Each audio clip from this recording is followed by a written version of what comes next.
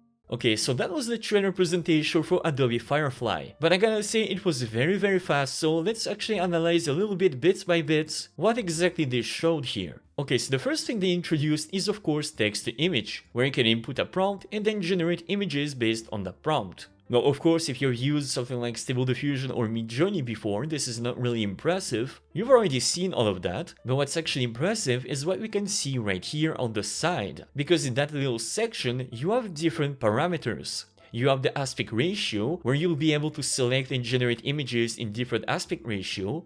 Then you have the content type, which will allow you to generate an image under a different form, like a realistic photo, an illustration, a graphic. Then you have the style section, which will allow you to basically select a certain style and then generate images in that particular style. As we see in the example, the person here selected ink sketch, and indeed it has generated images in that ink sketch style. Now again, this is nice and all, but technically it's not very impressive if you already used a text-to-image AI before. Because I mean, this is just technically writing in your prompt box ink sketch style instead of nothing. So again, technically nothing of that is really revolutionary, but it is definitely a little bit more interesting and a little bit more easier to use for complete beginners. Because since the UI looks so clean, it makes the overall image generation process a little bit more enjoyable for people who might not know how to prompt correctly, which in a way is a pretty good idea. So then they showed the extend image feature, which is basically outpainting in Stable Diffusion. Then they showed in-painting, exactly like in Stable Diffusion, where you can just replace it by something else. Then they showed Smart Portrait, which is a feature that is already present in Photoshop, where you can basically change the expression of a face using different sliders, which again might not be super impressive, but it looks like the quality has been improved.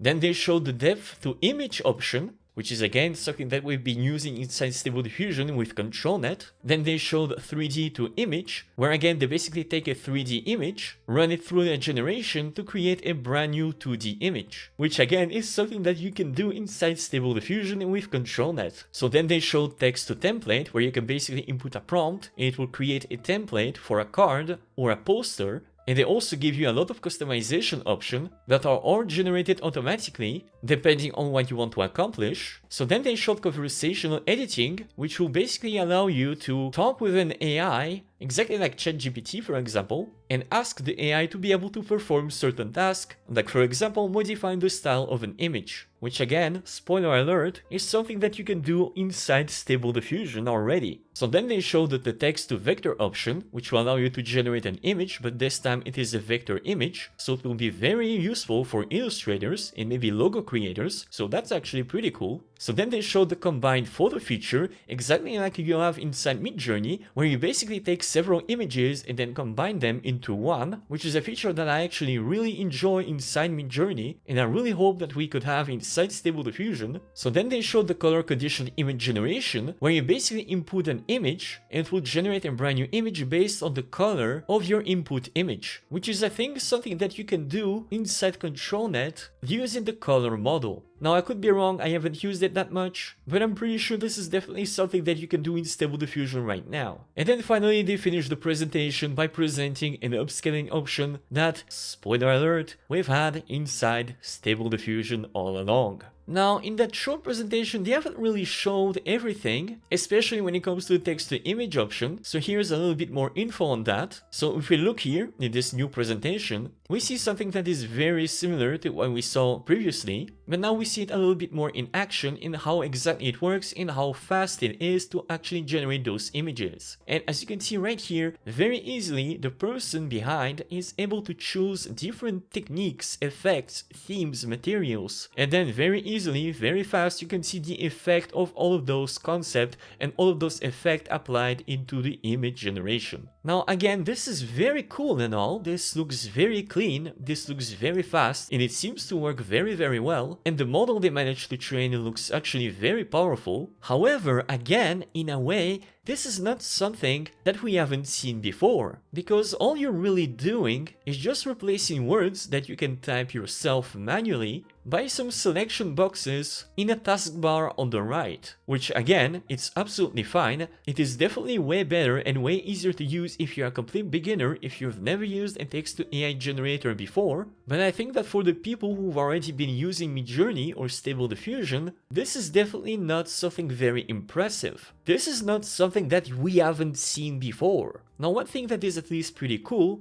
is their new text effects option, which basically allows you to type a text and then describe a prompt on how you want this text to be generated and to have this kind of results. I mean, this looks pretty good, because if you really wanted to create something like this inside Stable Diffusion, for example, you would have to use ControlNet with a lot of inpainting and a lot of tries to be able to get something like this. And even in the end, I'm not sure that it will be that good. So yeah, that text effects option is definitely very powerful. Okay, so basically if I were to sum it up, Firefly, this new brand set of AI art tools for art professionals, will allow you to generate images from text, will allow you to generate text with different effects, will allow you to create variation of your own artwork from a text prompt. It will allow you to use inpainting to add, remove or replace objects and then generate something new on top of it. It will allow you to generate images based on your own photos, exactly like Dream Booth or LoRa or text to inversion. It will allow you to create vector images from prompts that you can then modify inside Illustrator. It will allow you to outpaint the image to extend the borders. It will allow you to generate 2D images from 3D elements. It will allow you to generate seamless styles and patterns from a text prompt. You can then generate brushes for Photoshop and Fresco from a simple text prompt, and then paint with that brush inside Photoshop or Fresco. Turn your simple sketch drawing into full color images, just like the Scribble ControlNet model inside Stable Diffusion. And then finally, it will also allow you to generate editable templates from a text prompt. Okay, well, so all of that looks very good, I'm not gonna lie. It looks like the way that Adobe is planning on implementing all of these tools together sounds very smart, but in a way, as someone who is an AI art enthusiast, someone who has been using Stable Diffusion in Midjourney for several months, I see very little progress, very little differences compared to the tools that we already have. Now, don't get me wrong, I'm sure that Adobe will be able to implement all of these tools together in a pretty coherent and efficient manner,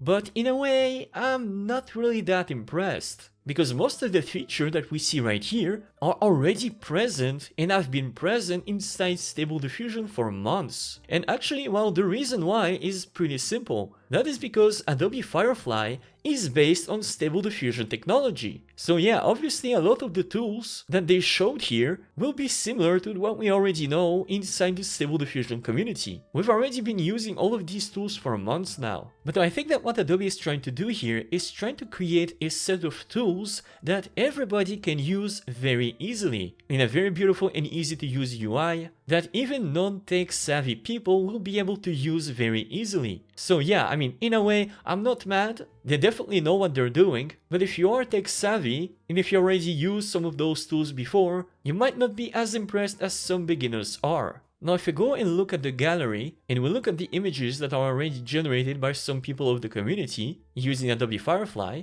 you can see that they look actually really good. I mean, this is some really quality stuff. You have lots of different styles, some ultra realistic images, some very artsy, very colorful, some look like vector images, and the Stable Diffusion model that they're using right now is definitely very powerful. I mean, try to generate something like this, like a toad practicing karate, inside one of your usual Stable Diffusion model. I mean, this is impressive stuff. Now, personally, as of right now, I'm still on the waiting list, so I'm hoping to have access to it soon. And when I do, I'll be sure to make a video comparison between Stable Diffusion models, the latest Midjourney V5, and Adobe Firefly. I think it will be very interesting. Now, here's the interesting part. Remember how I said in the beginning of the video that Firefly is very unique? Well, the reason why Adobe Firefly is so unique is because this AI model that you see right here, that is able to generate all of those pictures that you see on the screen, this AI model was actually trained on legal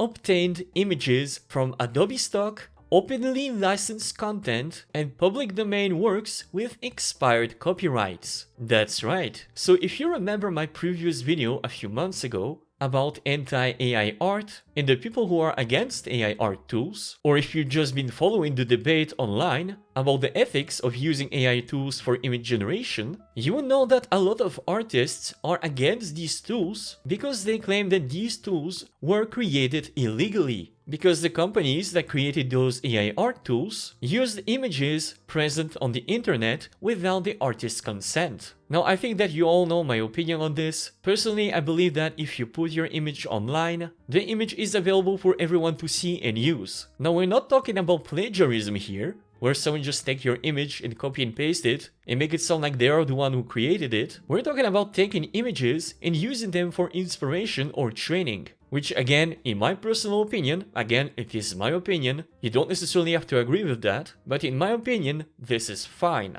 But I also might understand why you might feel that these tools that were created, that were trained on images where the artists did not give their consent, that these tools are illegal and should not be available. Well, guess what? Now that Adobe has trained Firefly using images that were legally obtained, this now means that those that were against AI tools in the first place, due to ethical concerns, have now absolutely no arguments as to why these AI tools should not be used. Adobe with Firefly has now removed the so-called devilish aspect of AI-generated art and has given artists a way to create amazing images without any guilt. Moreover, as of right now, Adobe is even developing a compensation model for Adobe stock contributors, where people might get paid if their images are used in the training data. So now, if you don't want to use these AI art tools, not only you have absolutely no arguments, but now, and that is the fun,